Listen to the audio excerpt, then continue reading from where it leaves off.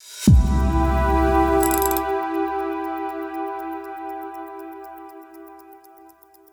everybody, welcome back to the channel, The Town Watch. My name is Josh Town. Thank you for stopping by today.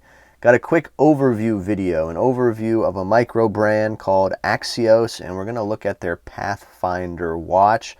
Comes in this nice little leather pouch with this green color, really nicely done, really soft to the touch. I like these pouches like this. Open it up, got two places in here to hold watches or straps. Let's take a peek at the watch. This again is the Pathfinder from Axios, and to me I think it's kind of a field watch style, kind of a casual piece, something that you could wear every day, and I think it's a good looking piece, honestly, and comes in at a good price too. I think $329 US. NH35 movement here, stainless steel case and bracelet, 200 meters of water resistance, screw down signed crown, sapphire crystal with AR coating. You get a 1-year warranty when you purchase this watch, and they're using some good C3 X1 Swiss Super Luminova for the lume, and we'll get a lume shot in a moment. So there's a lot to like in the specs department with this Axios Pathfinder, and I think it is a good looking watch and good value for the $329 in my opinion. The issue is right now, according to their website, as I'm filming this video, all of these are sold out. So if you're going to find this watch, it's not going to be directly from them currently anyway. And I'm not sure if they're going to be making more. I hope they do, because it seems like this is a popular piece. So again, this is not a full review, just a quick overview video.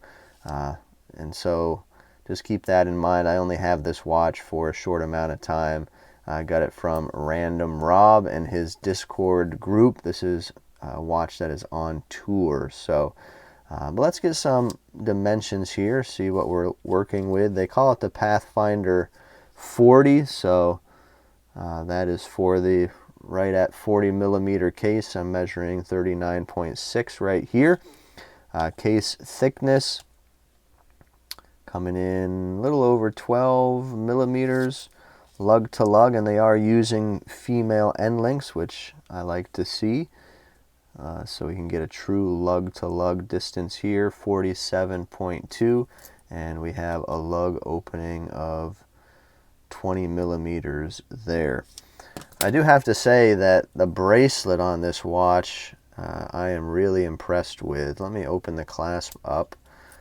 Again, well, as you can see, it's a milled clasp, kind of a generic buckle, but there are good micro adjusts here, so you should be able to get a good fit. It is signed, but the actual buckle part of it is a little generic in my opinion. But what I'm really impressed with is the actual bracelet itself. Look at how these links work. I don't know if you call this an engineer style bracelet or if there's a name for this, but each one of these links is an individual piece of metal, so they're all separate from one another, and you can tell that each little rectangle here, at least the three in the center, have these beveled edges that are polished, and I think it looks really good, and it articulates nicely and is comfortable on the wrist also.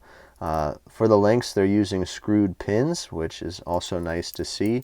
So I'm impressed by this bracelet, and I think it looks nice with the watch itself.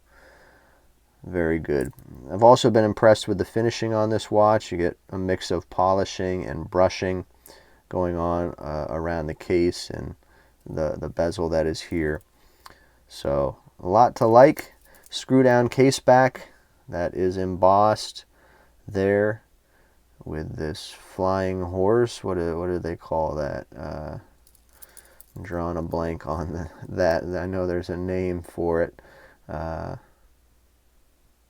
Pelagos? No, that's not it. Pegasus maybe, something like that. I don't know. You guys let me know what the name is for that flying horse thing. Anyway, again, it's a signed screw-down crown. I'm actually interested in seeing what the dimensions are there. So that's a 6.3 millimeter diameter crown. And what I've also been impressed with here is the dial. You get this sand texture. This one is called slate gray. They have a number of different dial options that they offered.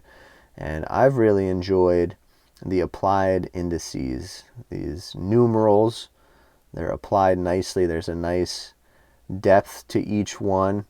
And they also have these applied pips around that railroad track toward the outer edge of the dial also. And so these indices and those pips, I think, look really good. Let me throw it on the wrist, give you a quick wrist shot, and then we'll do a loom shot. All right, there it is on my 6.5-inch wrist. Feels really good. I think it looks and wears nicely for a wrist size like mine. And this 40 millimeter diameter and below 50 millimeter lug to lug, I think, is a sweet spot for a lot of people. And this really feels good on my wrist. All right, charged it up with my UV flashlight just briefly. You can see that C3X1 Super Luminova glowing on the hands and the indices, and seems to be coming in pretty good. Seems like a pretty good, healthy application. So what are some of my likes and dislikes with this watch? We'll start out with the likes. I like the finishing on this piece. I think they've done a good job finishing the bracelet and the case as well. Speaking of the bracelet, again, I really enjoy this style here with these links, so that is definitely a like for me. I also like the applied indices on this watch, as I mentioned, and I think the dial looks really good. And I also like the price point that these come in at, $329. I think that is a pretty good deal for what you're getting with this watch, and so I hope that they'll be making some more of these. If anybody has any information about that, leave that down in the comments when they might be putting more of these on the market again. If I were to come up with a dislike, it would probably only be this generic buckle here on the clasp. That would be my only gripe. And it's a small one, but I would like to see more companies kind of at least come out with, you know, a unique style of clasp in some way, if that's even possible. So that would be my only dislike here with this watch. I really tried to rack my brain about some other things that I don't like about it, but honestly, I think this is a really cool piece from a cool and up-and-coming newer micro brand, Axios, and so I hope that they keep producing some more watches. I think they have 3 different watches in their collection right now, so hopefully you'll check them out. Got all their links down in the description below if you're interested in all of that. Please give this video a like today. That really helps out our channel here. We really appreciate that. Share all your comments down below, what you think about this Axios Pathfinder. Do you like it? Do you not like it? Let me know your thoughts and opinions down in the comments below. Thank you for tuning in to this video today here on the Town Watch. We'll see you next time.